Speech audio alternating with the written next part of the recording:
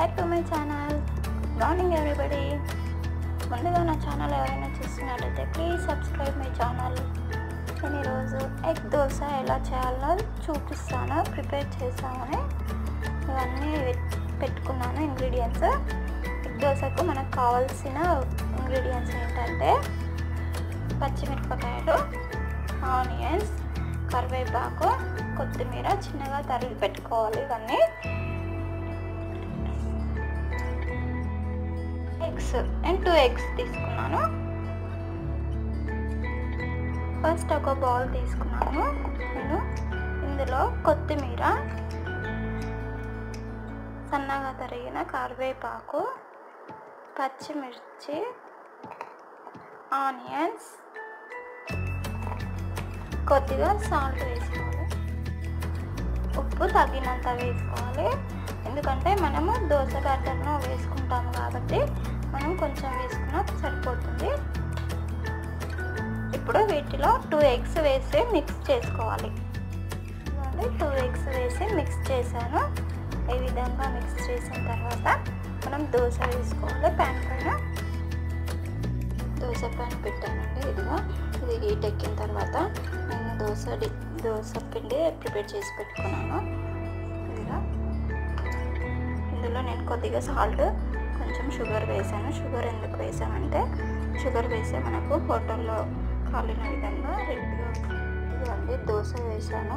దీనిపైన మనం ఇప్పుడు కొద్దిగా ఆయిల్ వేసుకోవాలి. సైడ్స్కి ఆయిల్ అవసరం లేదు, కాకపోతే ఇంకా కొంచెం టేస్ట్ కోసం అంతే. నాన్ స్టిక్ కాబట్టి పైకి వచ్చేస్తుంది. కొంచెం టేస్ట్ కోసం ఆయిల్ వేసాను. దీనిపైన ఎగ్ మిశ్రమం ఉంటుంది కదా, అది వేసుకోవాలి మనము.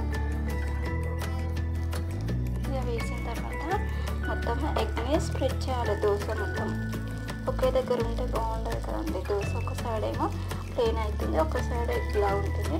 కాబట్టి మనం ఎగ్ని మొత్తం ఇలా దోశ నిండా స్ప్రెడ్ చేసుకోవాలి.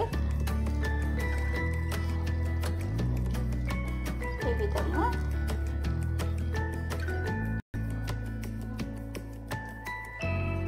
ఇలా చేసిన తర్వాత దోశ కొద్దిసేపు మనం సిమ్లో పెట్టి బాగా వేగనివ్వాలి.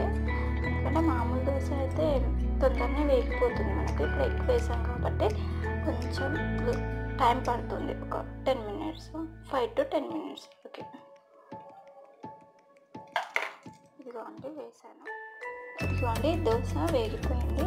ఇప్పుడు మనము సెకండ్ పార్ట్ కాల్చుకోవాలి. 1 side కాల్చుకోవద్దు. ఎగ్ దోశ 2 sides కాల్చుకోవాలి. ఈ విధంగా కొంచెం ఒక 5 minutes సిమ్లో పెట్టి కాలనివ్వాలి. దోశను టేస్ట్ బాగుంటుంది. రెగ్యులర్గా తినే దోశ కాకుండా ఈ విధంగా ట్రై చేస్తే మనకు ఇందులో చట్నీ కూడా అవసరం లేదు, ఇలాగే తినేయచ్చు.